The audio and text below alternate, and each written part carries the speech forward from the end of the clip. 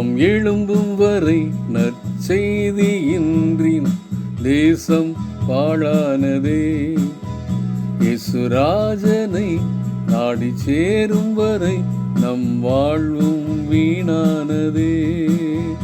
நாம் எழும்பும் வரை நற்செய்தியின்றி நம் தேசம் பாழானதே.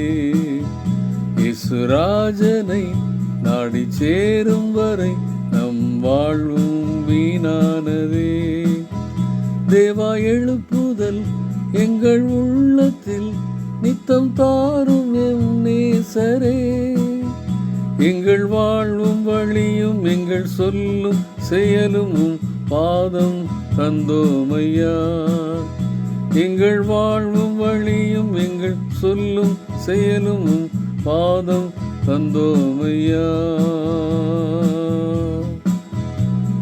டியர் ஃப்ரெண்ட்ஸ், அன்பின் வாழ்த்துக்கள். ஆண்டவரும் இரட்சகருமாகிய இயேசு கிறிஸ்துவின் நாமத்திலே உங்களை வாழ்த்துகிறேன்.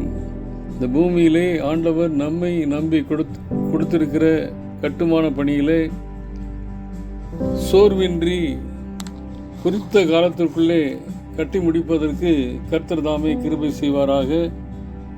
நற்செய்தி அறிவிப்பதே நமக்கு கொடுக்கப்பட்ட பொறுப்பு. அதை அனுதினமும் கட்டி எழுப்பி நாம் மட்டுமல்ல, எல்லோரும் தேவ ராஜ்யத்திற்கு பொருத்தமானவர்களாய் வாழ்வதற்கு நாம் என்ன பண்ணணும்னா ஹெல்ப் பண்ணணும்.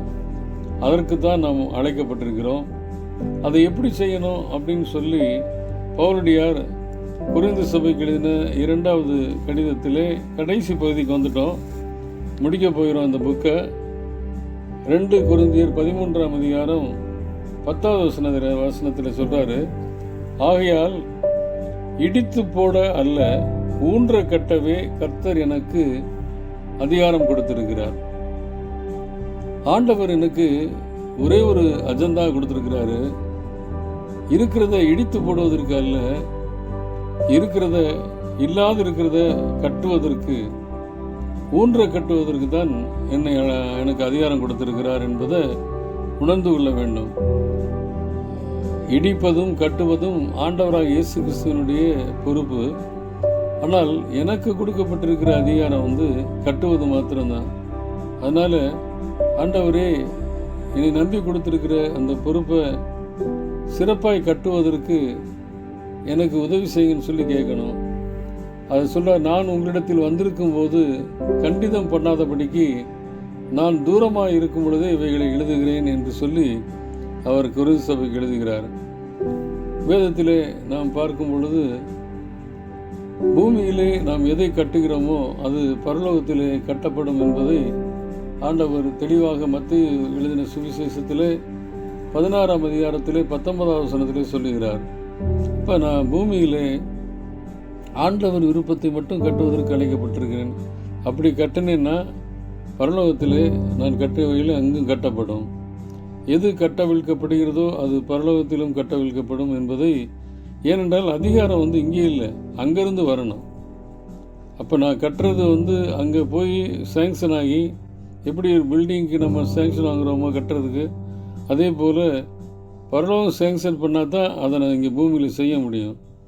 அப்போ அந்த அதிகாரத்தை ஆண்டவரிடத்திலிருந்து பெற்றுக்கொண்டு பூமியிலே நற்செய்தி அறிவிப்பதன் மூலமாக தேவராஜ்ய கட்டுமான பணியை செய்ய வேண்டும் என்பதற்கு நாம் அழைக்கப்பட்டிருக்கிறோம். அதை எப்படி செய்யணும்னு சொல்லி அழகாய் சொல்லப்பட்டிருக்கிறது. எருசலேம் ஆலயம் கட்டப்படும் பொழுது அந்த கல்கள் சுத்தியெல்லாம் வச்சு அடிக்கிற சத்தமே கேட்கலையா. இந்த சவுண்ட்லெஸ் ஸ்டோன் சொல்கிறாங்க.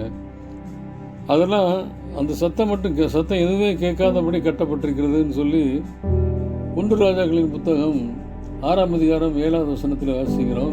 ஏன் அந்த சத்தம் இல்லைன்னா, அது குவாரியிலிருந்து எடுக்கப்படும் பொழுது பனி தீர்ந்து எல்லா காரியங்களும் முடிக்கப்பட்ட கற்கள் தான் எங்கே கொண்டு வந்தாங்கன்னா எருசலேம் ஆலயத்துக்கு கொண்டு வந்தாங்கன்னா. அப்போ இதை வைத்து நான் என்ன உணர்கிறேன் என்றால், இந்த தேவையில்லாத சத்தங்கள் கட்டுமான பணியில் வரக்கூடாது. துதி சத்தம் மட்டும்தான் இருக்கணும், நன்றி சத்தம் தான் இருக்கணுமே ஒழிய துதி பாடுதல், சுய துதி பாடுதல், சுய பெருமை பேசுதல், மற்றவர்களை பற்றி குறை சொல்லுதல், இந்த கட்டுமான பணியில் இந்த தேவையில்லாத சத்தங்கள் கேட்கப்படக்கூடாது. ஏனென்றால் பரிசுத்தமான கற்களை கொண்டு இந்த பணியை தேவராஜ்யத்தை கட்ட வேண்டும் என்று ஆண்டவர் விரும்புகிறார். அது ஏற்கனவே ஆண்டவராலே அழகுபடுத்தப்பட்ட கற்கள் ஆகியாலே சத்தம் இருக்காது. ஆண்டவரால் அழகுபடுத்தப்படாத கற்கள்னா தன்னை குறித்த பெருமை, தான் சுய பாட்டு பாடுறதுலே சத்தமே பெருசாக கேட்கும். அங்கே தேவனுடைய துதிக்கிற சத்தம் கேட்காது. அப்போ இன்றைக்கி என்ன பண்ணணும்? கட்டுமான பணியில் இடிக்கிற அல்ல, கட்டுவதற்கு என்னை அழைத்திருக்கிறார். அந்த கட்டுமான பணியில் ஆண்டவருடைய நாம் மட்டும் மகிமைப்படணும். துதிபாடு, தனி மனித துதிபாடுதல் அங்கே இருக்கக்கூடாது. அப்படி இருந்துச்சுன்னா ஆண்டவருக்கு அங்கே இடம் இல்லை. அது கட்டினதை இடிப்பதற்கு இடித்து கொண்டிருக்கிறேன் என்பதுதான் அர்த்தம். அப்போ நானும் நீங்களும் செய்ய வேண்டியது என்னென்னா, பணி தீர்ந்து கொண்டு வரப்பட்ட கற்களைப் போல சவுண்ட்லெஸ் ஸ்டோனாக இருந்து தேவராஜ்யத்தை கட்டி ஆண்டவருடைய நாமத்தை மட்டும் உயர்த்துவோம். அந்த கட்டுமான பணியை சிறப்பாய் செய்வோம். கர்த்தர் தாமே வருகையின் பொழுது அதற்குரிய சன்மானத்தை நமக்கு தருவார். ஆமென்.